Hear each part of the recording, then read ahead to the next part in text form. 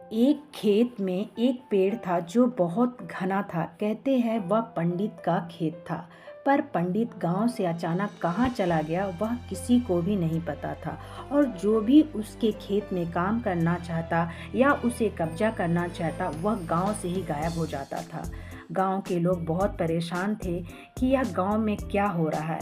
सब गांव के लोग उस खेत में जो पेड़ था उसी पे शक करते थे।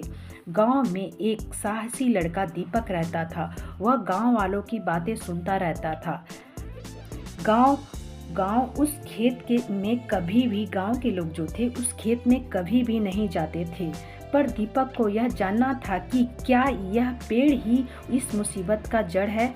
और एक दिन वह उस खेत में जाने का इरादा बनाया और खेत में रात के समय चला गया, क्योंकि दिन में जाता तो कोई भी उसे जाने नहीं देता। जब दीपक खेत में पहुंचा तो वहां एक बहुत डरावनी आवाज आ रही थी। उसे डर लगने लगा था। फिर भी हिम्मत करके वह उसकी पेड़ के पास जा रहा था। तभी उसे लगा कोई उसके पीछे आकर खड़ा हुआ और गायब हो गया। दीपक को बहुत डर लग रहा था और वह यह सोच रहा था कि शायद वह गलती कर दिया है खेत में आकर। फिर भी वह हिम्मत करके उस पेड़ के पास पहुंचा। आज तक कोई उस पेड़ के पास नहीं पहुंचा था। जैसे ही दीपक पेड़ के पास पहुंचा वह देखा कि पेड़ से रोने की आवाज आ रही थी।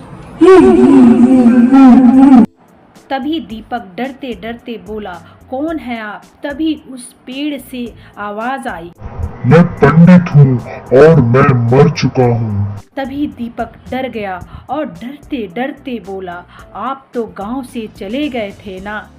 तभी फिर पेड़ से आवाज आई, नहीं, मुझे मार दिया गया था। तब दीपक बोला, कौन मारा आपको?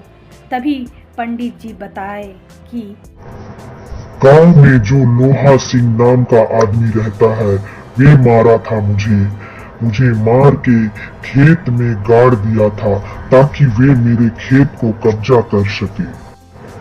तब से मेरी आत्मा भटक रही है और गांव में मेरे बीवी बच्चे खाने पीने रहने की परेशानी हो रही है। इस वजह से मेरी आत्मा को शांति नहीं मिल रही।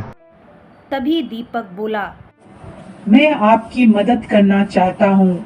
आप बताइए मैं कैसे करूँ? आप बताइए मैं आपकी मदद कैसे करूँ? तब पंडित के आत्मा ने बोला, आप मेरे बीवी बच्चे को कुछ पैसे देकर मदद कर सकते हैं। तब दीपक ने पंडित की आत्मा की आवाज सुनकर बोला, भाई मैं तो बहुत गरीब हूँ। तब पंडित का आत्मा दीपक का बात सुनकर बोला, अब नहीं रहोगे, तुम इस खेत में काम करके बहुत पैसा कमाओगे।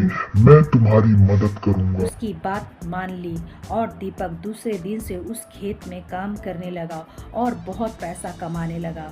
और दीपक पंडित जी की पत्नी को भी पैसा देने लगा। गांव के लोग दीपक को बहुत साहसी कहते थे।